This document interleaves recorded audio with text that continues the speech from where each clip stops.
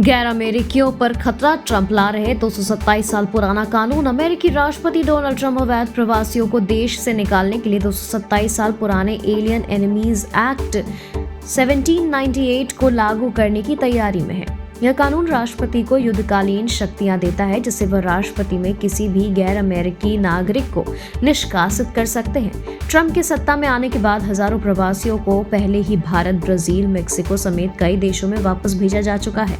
इस फैसले को अदालत में चुनौती मिलने की संभावना है, लेकिन अगर यह लागू हुआ तो दुनिया भर में हलचल मच सकती है।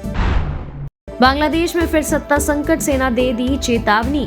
बांग्लादेश में शेख हसीना की विदाई के बाद अंतरिम सरकार के मुखिया मोहम्मद यूनुस के नेतृत्व में अव्यवस्था और हिंसा बढ़ रही है। हिंदुओं समेत अल्पसंख्यकों पर हमले जारी हैं, जबकि छात्र संगठन भी आपस में भिड़ रहे हैं। इस बीच सेना प्रमुख जनरल वकार अज़्ज़मा ने चेतावनी दी है कि यदि हालात नहीं सुधरे तो सेना को सत्ता संभालनी पड़ सकती है। उन्होंने राष्ट्रीय एकता पर जोर देते हुए कहा कि आंतरिक कलह देश की अखंडता के लिए खतरा बन रही है और सेना की भूमिका बढ़ सकती है।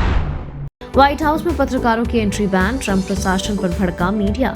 डोनाल्ड ट्रंप प्रशासन ने एपी, रॉयटर्स और ब्लूमबर्ग समेत कई प्रमुख मीडिया संस्थानों की व्हाइट हाउस में एंट्री पर रोक लगा दी है। कैबिनेट मीटिंग कवर करने पहुंचे रिपोर्टरों को गेट से ही लौटा दिया गया, जबकि एबीसी न्यूज, न्यूज मैक्स और एनपीआर को प्रवेश मिला है। इस फैसले पर प्रमुख मीडिया संस्थानों ने विरोध जताते हुए इसे लोकतंत्र के लिए खतरा बताया।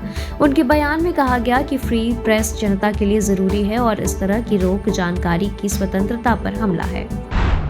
अमेरिका में पढ़ते भारत में अरबपति बनते, ट्रंप की नई चिंता।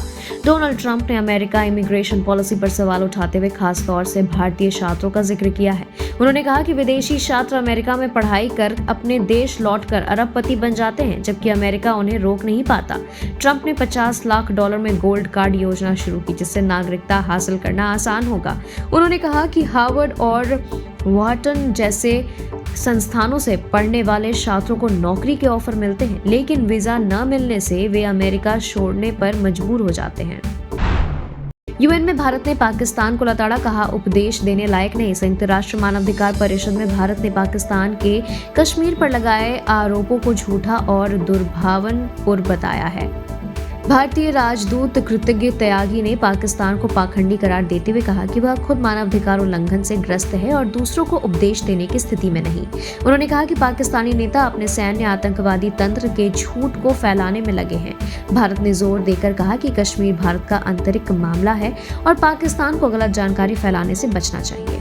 Thank you so much for watching this video. Don't forget to like, comment, share, and subscribe.